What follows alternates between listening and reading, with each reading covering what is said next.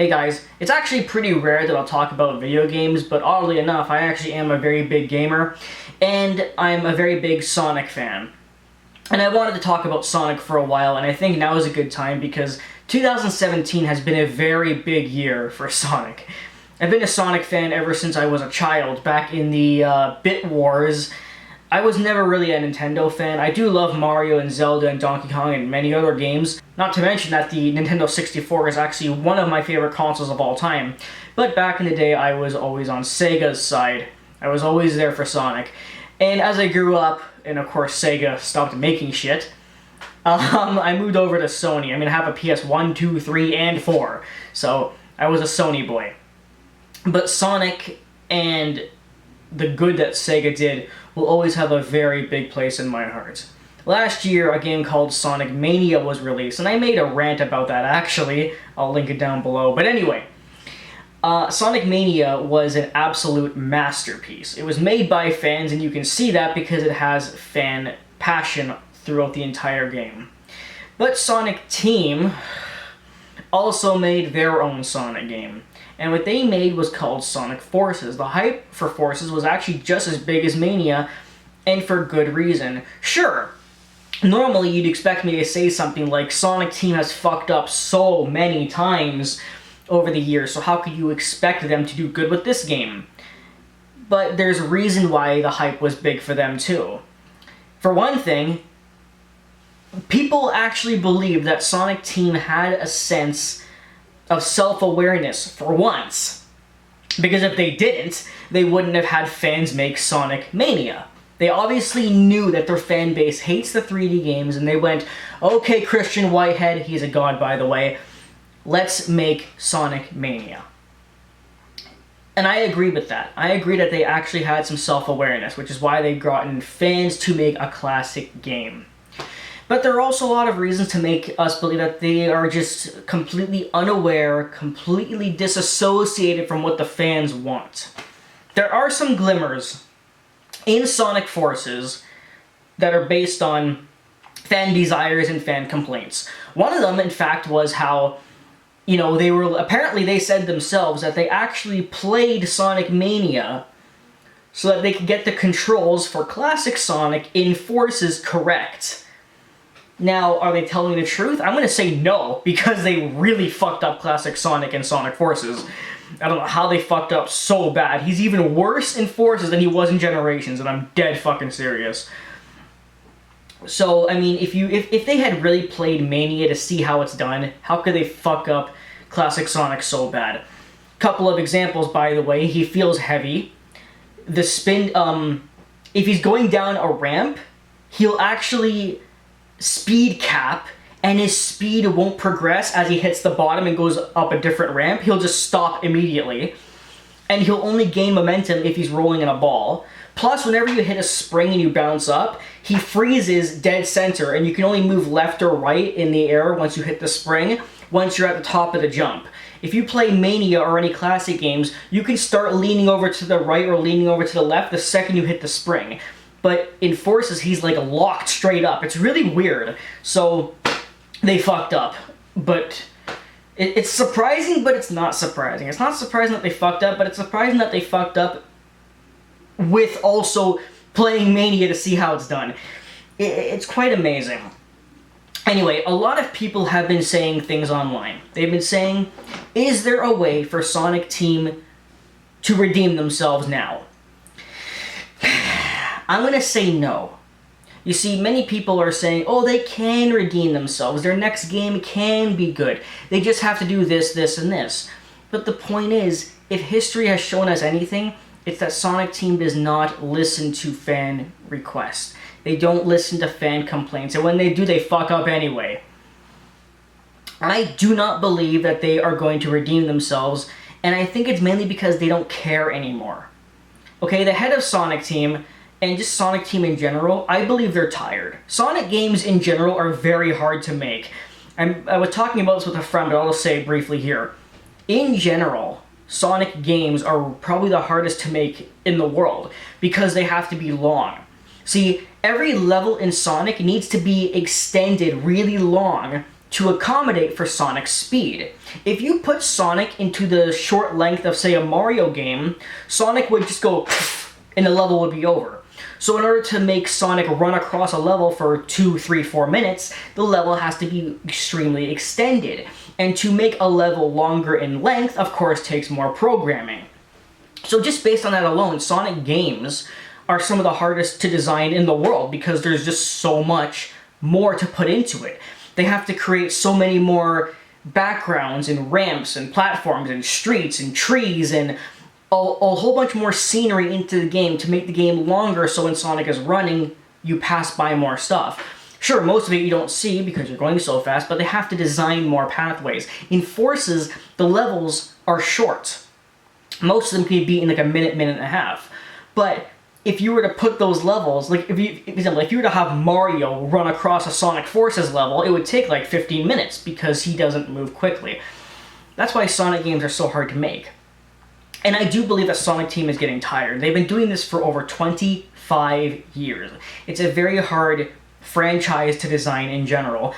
And I also just think they don't care anymore. Most of their developers, as well as the head of Sonic Team, they're all getting old now. I genuinely believe that they're at the point where they just don't care anymore.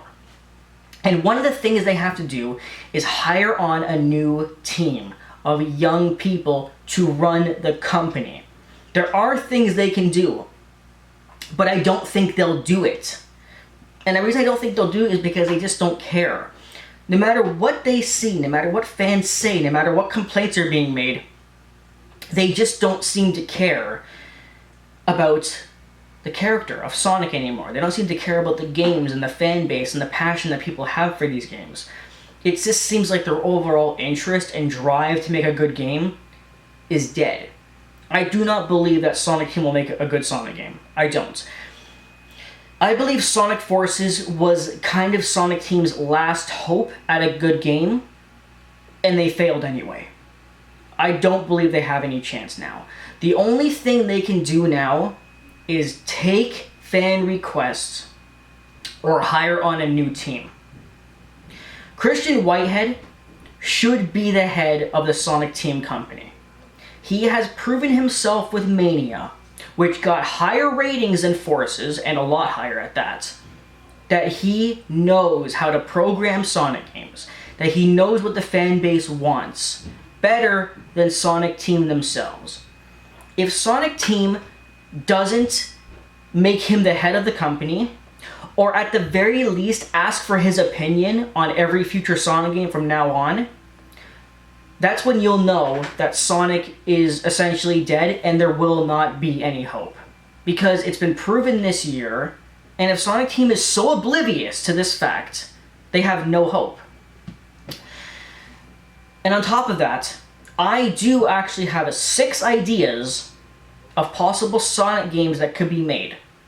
Whether if Christian Whitehead makes them, or Sonic Team makes them, or if they come together, these are 6 ideas I made that I think would actually save the Sonic franchise. Number 1, they need to make a classic Sonic game in the same style as Mania, but with the same graphics as what you see in classic Sonic as Forces or Sonic Generations. In Sonic Generations, you know how Act 1 is the classic Sonic level where you're just running to the right? I think the graphics should be like that, but a full game in the exact same style as Mania and the classic Genesis games. So graphics of the modern games, but in the exact same style as the 2D side-scrolling classic games. I think that would be fantastic. So essentially, the Act 1 Generations levels, but as a full game. Number 2, Sonic Maker. Quick point here, all of the game ideas that I have are actually a direct reflection of why Sonic Team is failing. One thing that they don't do is they don't look at their competitors. Why did Sonic Team stop looking at Mario and saying, we should do that but for Sonic? Mario Maker was made. For what reason does Sonic Team have to not make a Sonic Maker?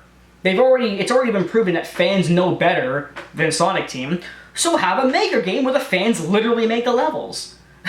On top of that, it would even take the pressure off of Sonic Team to make a game because the fans would do it themselves. Sonic Maker is literally a no-brainer, and it's literally in contrast to Mario Maker. Sonic Maker is a no-brainer, but the fact that Sonic Team doesn't do this idea, as well as my first idea and the ideas I'm going to tell you in a minute, proves that they either are so oblivious or don't care, because these are not just... These ideas I made up are good and all, but they're also pretty obvious, to me anyway. But let's continue. My third idea is Sonic Mania sequels. Pretty obvious. Number 4.